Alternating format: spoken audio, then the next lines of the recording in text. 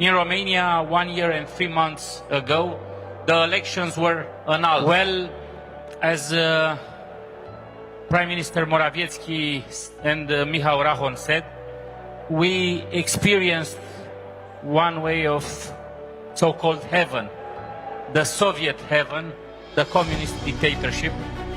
And unfortunately, from some points of view, we are treated in the same way from the European Commission that behaves like the Soviet Commission, like the Soviet commissars, dictating and imposing rules.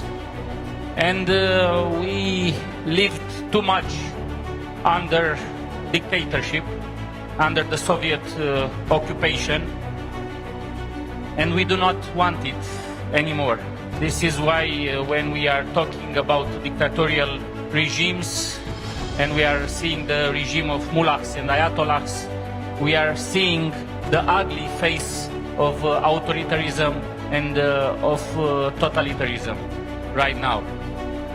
We have 3 prime ministers here at this table, the former Prime Minister of Poland, of Great Britain and of South Korea, all 3, and Australia, all 3 countries, all 3 nations fought and know how it is to fight for your freedom. In Romania, we have a problem with democracy, and this problem expands to all the 27 countries in the European Union. In Romania, 1 year and 3 months ago, the elections were annulled. Yes, you heard it correctly. It's not a country in Belarus, it's not in Iran, it's not in the Middle East. In the European Union, we had annulled elections. The rightful president of Romania, who would have won the elections, was dismissed and was denied of his electoral rights. We passed through hell in May last year when I was the runner-up in the presidential elections.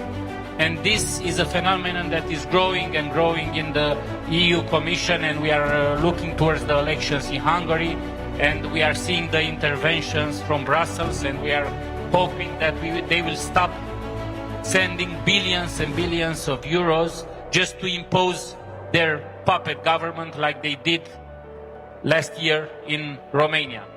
So yes, Madam Prime Minister, we have a common fight in Eastern Europe and Western Europe to save the free world and the Western civilization. We in the East, either if it's in Poland, in Hungary, in Slovenia, where former Prime Minister Jensa had a very good result last weekend, in Slovakia or in the Czech Republic, we are all fighting to keep common sense, to keep the Christian civilization and the roots of our continent, and we will prevail because we here in CPAC are fighters. Congratulations for the great work that you are doing.